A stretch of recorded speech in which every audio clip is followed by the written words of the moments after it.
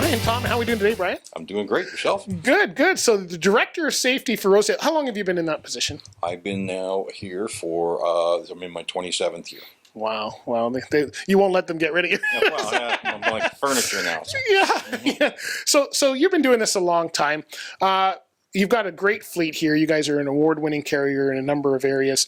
What keeps a good safety program going? Like, what are you guys doing to make sure this fleet is some of the safest around? Well, I guess repetition is probably the best thing. Is to continue to drive home the points of what makes us a good carrier, and having a good reputation on the road, having a good reputation in the skills that we pass through. And having educated drivers that know what exactly it's all about to do a pre-trip inspection, what to look for, how to do it properly.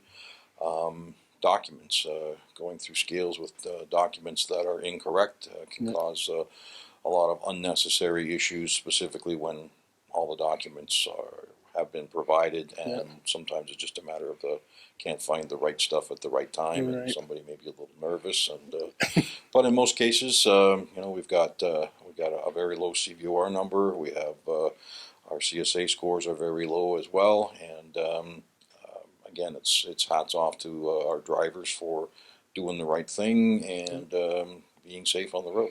Yeah, and you guys you do things like your own inspection blitz. I don't know if you did it this year, but I've been there in the past. So what are the drivers, when you're looking for someone who's safe on the road, what makes someone safe on the road? Because we all can harp safety, but that doesn't mean everybody gets it. What do you see that somebody...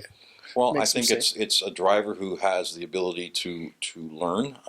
Some have the ability to do that. Others, it takes a little bit more time. But guys that are willing to understand what it's all about, because I guess pre-trip inspections and the equipment itself is something that you would expect most drivers to have a very good knowledge of.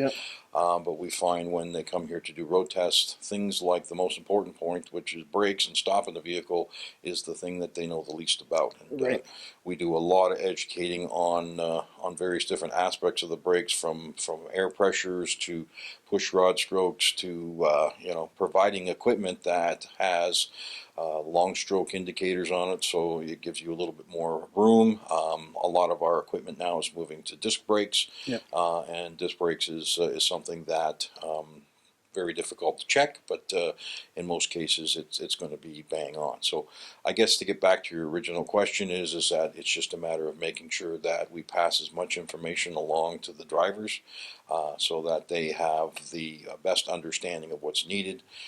And when we're looking for them, sometimes they come in without that information, but we have a great team of coaches, we have a great team of driver trainers, and they seem to be able to get to these folks and let them understand the importance of making sure you follow the rules. Do you see a difference between the brand new drivers coming in to the veteran drivers? Because brakes is something that it doesn't seem to matter where you are on the spectrum. It's a problem for everybody.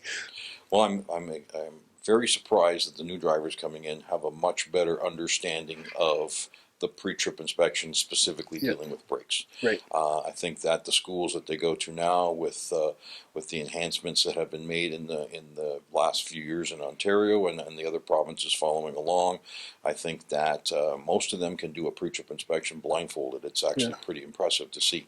I think as guys get in the industry for a while, they become a little lax on some of the stuff they do, and although I think they probably understand how it works, I just think it becomes something that is not as important as it used to be. And those are the guys that I think that we spend more time with, is to ensure that they understand things.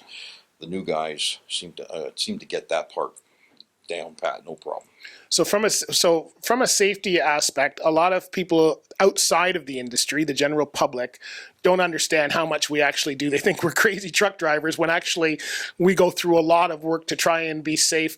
What would you like to tell somebody that's outside of the industry? What would you like to tell them about what the industry is actually doing to be safe? Well, I have some family members that I use as a barometer when it comes to a truck and what they know about it, and it's funny how little, as you indicated, how little people know about what a truck driver does. And at some of these, I hear sometimes that they say, this truck did this or this truck did that, and the explanation is do you understand what that guy has done to get in that particular situation? Right. They can't stop like you can. They can't accelerate like you can. You got to give them a bit of a break because it's not the fastest vehicle on the road. It's very big, and these guys do a ton of work before that thing even gets to the road. Yeah. From the company doing maintenance on it, from them doing pre-trip inspections, all the other paperwork that goes along with it, and then making sure that they handle it in a professional manner, and try to be as as small as they can out there, although they're the biggest vehicle on the road. Yeah, I echo that. I think education is the key to all of this, For right? Sure. Thanks very much, Brian. I appreciate your time today. Thank you.